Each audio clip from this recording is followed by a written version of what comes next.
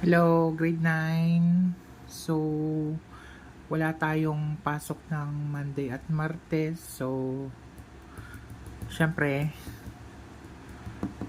di pwedeng wala kayong natutunan. So, masend ako ng video para sa ating susunod na lesson, which is projectile motion launch at an angle. So, meron tayo ditong problem. So, meron tayo isang atleta, sinipa niya yung bola, and then ang kanyang initial velocity is 25 meter per second. At yung angle, which is ito, is 30 degrees.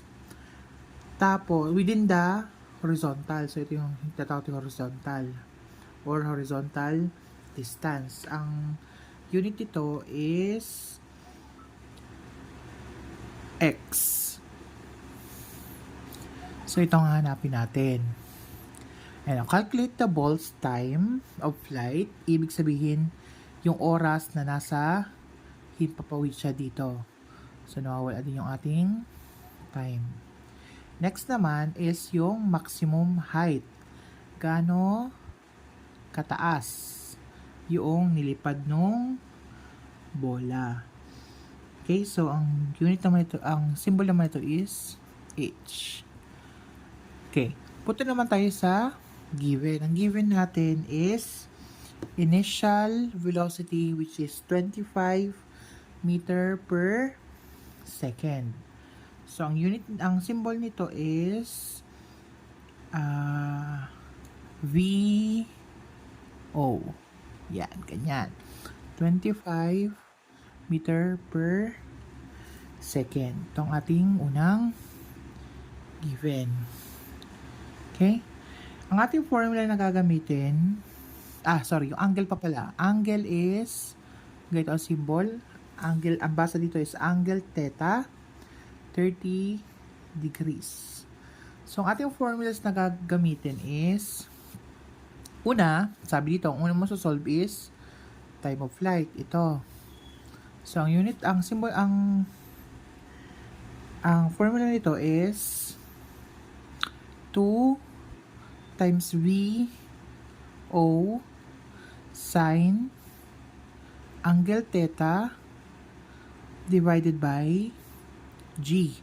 Diba sabi ko before, ang G is di na babago, which is 9.8 meter per second squared. Yan. So, meron na tayo nung tatlong given na kailangan natin para ma-solve ito munang time. Now, para ma-solve ito, sige, umpisahan na natin sa solution. So, T is equals to, mag-substitute. So, 2 times 25 meter per second sine 30 degrees, kasi ito yung ating angle theta, ito ayan baga, divided by 9.8 meter per second squared. Now, kailangan dito sa pag-solve ng angle theta, kailangan nyo dito ng scientific cube. Minsan kasi, pag cellphone ang gamit, na iba yung sagot. So, kailangan nyo ng calculator na ganito para masagutan nyo siya. Kung wala naman kayong calculator, don't worry. Kung meron lang kayong pag simple lang, yung simpleng calculator lang na parang mumurahin, ganon. Sa exam na lang is, sasabihin na natin kung ano yung equals ng sign. Kasi, syempre, di naman lang sa inyo ay merong pera, pambili, So, para makuha nyo yung sign, itong pahanapin nyo, itong may SIN. Ito. So, sign. So, lalabas ay ganyan. Lalagay nyo lang yung 30, 3, tapos close parenthesis. So, may gisagot is 0.45. Doon sa iba, para ang naglabas ata dito is 0.5. Try ko sa tablet kung ilan. Parang ang gawa namin nun sa sa capable ay 0.5 ang naglabas. Saan yung sign? Sign. What arc sign to? Lang. Meron kaya dito? Wala. Walang ganon. Wala. Walang sign, arc sign ang nalabas dito. Hindi naman ito yon. Anyway, sige. Gamitin natin ay ito. 0.45. So, yun. So, sin 30. Okay. 0.45 kasi yung sunod na number which is 3 is 3 nga. So, hindi ka mag-round up. Ano? Since 1 to 4 bagay is ano lang, as is. Hindi mo pwedeng dagdagan. So, sulat na natin dito. So, yun ang unang yung gagawin. So, T is equals to 2 times 25 meter per second times 0.45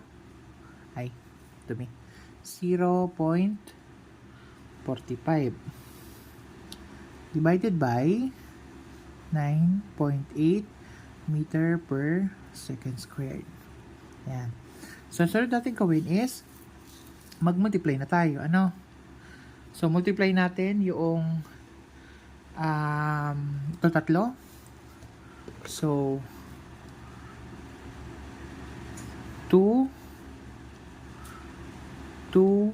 times ilan yun? 25 times 0.45 equals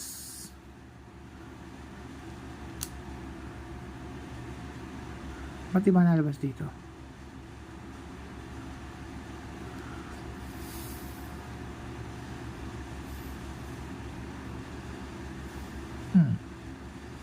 Paano ba ito? Hindi ako maalam. Teka, kakaiba tong calculate na to ah.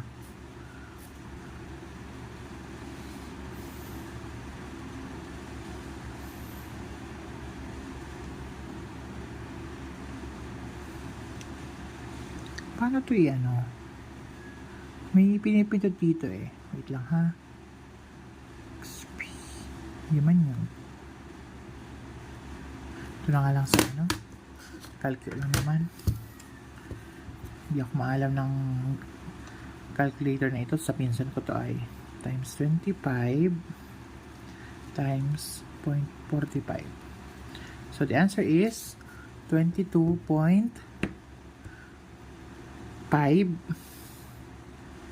meter per second divided by 9.8 meter per second squared. Okay. So, dito tayo mag-divide na, ano? So, sa pag-divide nitong mga letters na to, syempre, kung ano yung magkapareho, cancel mo. Ito, at ito. Kaya lang, meron ka nakikitang number 2 ano sa taas. So, sa division ng variables na katulad nito, technically, parang ma-minus ka lang doon sa taas ng letter kasi may nakalagay ba siyang number. Ano? So, diba, turo ko before is parang meron siya ditong invisible na 1 sa taas. So, yung 1 na yan, ima-minus mo dito sa 2. So, magiging 2 minus 1. Kung alin yung mas mataas sa dalawa. So, matitira lang is S. S na lang po ang matitira nating unit kasi ang hinahanap natin magay oras or time. Ano? So, 22.5 divided by 9.8. So, the answer is 2.295. Pero since 5 yung pangatlong digit, kukunin na natin yung dalawa, may ginatong magigibagang 9 plus 1. So, since 9 plus 1 siya, hindi mo naman pwede isulat siyang 10. So, ililipat mo yung 1, carry 1 to 2, magiging na siyang 2.3. So, the answer natin is 2.3 seconds. So, yun na po ang ating time of flight. So, dito, balik tayo dito. So, ito po is 2.3 seconds. Okay. Ito naman po tayo sa susunod na ating formula, which is, yung hinahanap naman natin po is maximum height. Gaano ba kataas? So, ang formula natin dito is BO squared times sine squared angle theta divided by 2g. Ayan.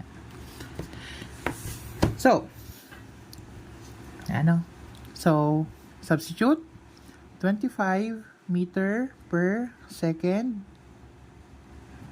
close it, open and close parenthesis, tapos sine squared 30 divided by 2 times 9.8 meter per second squared. Okay. So, ano tayo? Unahin natin yung mga kailangan squared. Saka ito. Unahin muna pala natin ito. Sa ito. Ito muna, bago ito. Ano? So, sine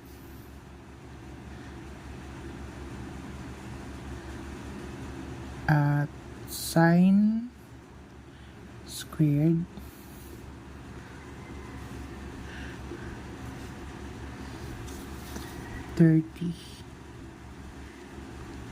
ay sumobra. Yan.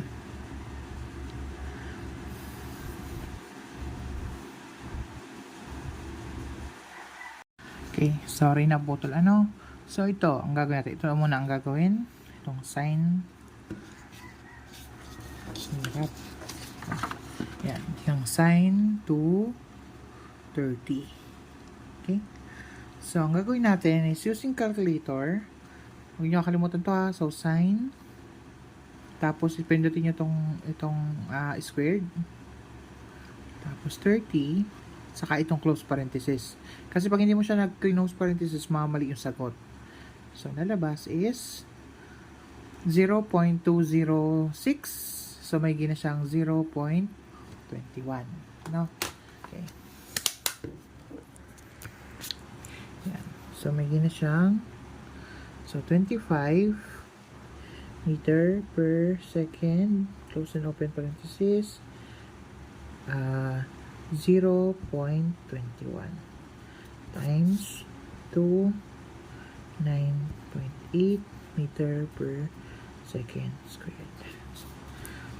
Okay, next. Following PEMDAS, again, susunod naman is itong squared.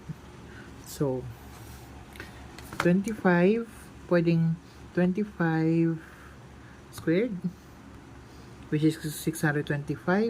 Okay naman ito ay 25 times 25 kung walang squared sa cellphone mo or sa kalyo. So, may pa rin siyang 625. 625 meter squared s squared.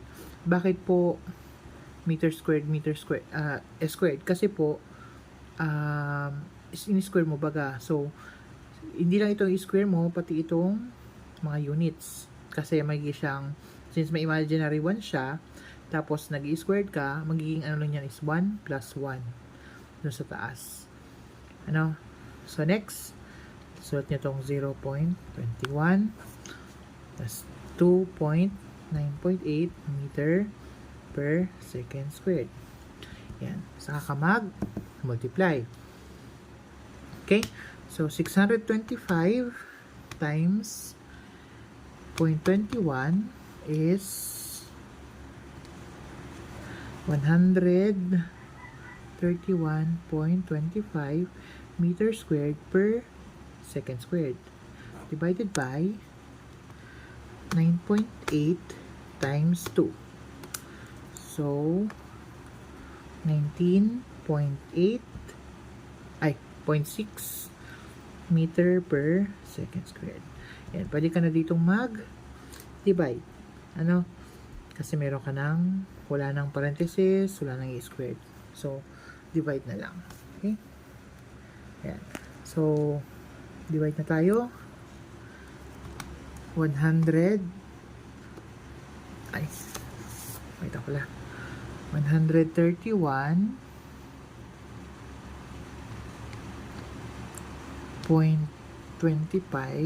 divided by 19.6 is 6 point. Since 6 itong pangatlo, so lipat naman, magiging 10, carry 1. Magiging na lang siyang 6.7. Ang unit po, so may kapareho tayo. 2 minus 1. Pero ito cancel nyo. Ito na po is meter. So ito po ang ating height. So ang height dito sa taas is ito ay 6.7 meter. Next naman po is yun ang nawawala natin, horizontal distance na lang ang nawawala. Ano? Sige. So sa horizontal distance naman po, ang formula niya is x is equals to VO squared sine 2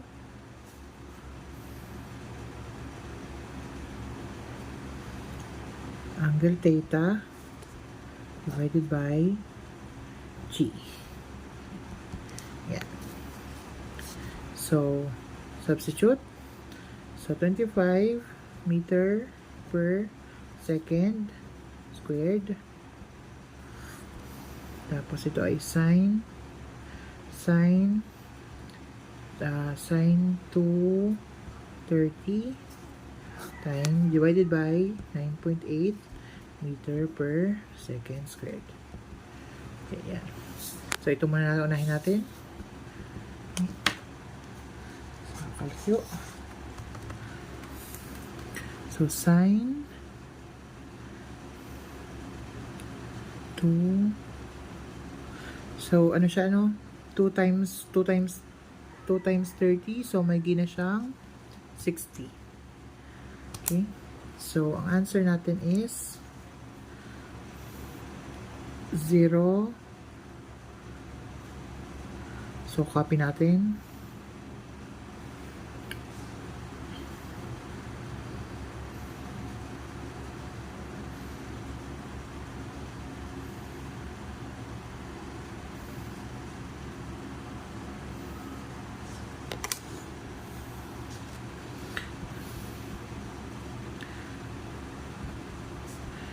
And squared sine, ay hindi na pala, sagot na lang pala, ano? So ang sagot natin is 0.81 divided by 9.8 meter per second squared. So ano tayo, sunod naman po ay itong squared. Okay, 625 meter squared per second squared multiplied by 0.81. Hirap ng hawak ang camera. 9.8 meter per second squared. Hirap pag hawak ang camera. Magalaw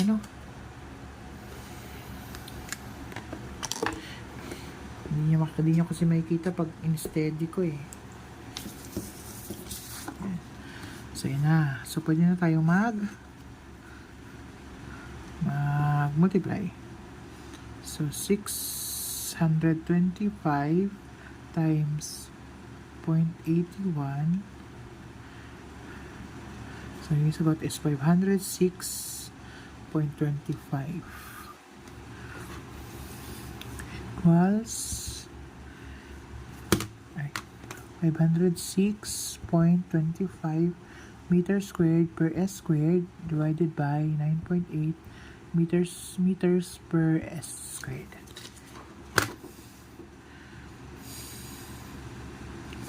Tapos, pwede na tayo mag-divide para makuha ang ating final answer divided by 9.8. So, magiging sagot is 51.66. Okay. Yan siyang 51.66 66. So, cancel niyo ulit yung magkakapareho. So, natitira po is meter lang. Ayan. So, ang final answer natin for x is 51. Hindi 57 na, 51.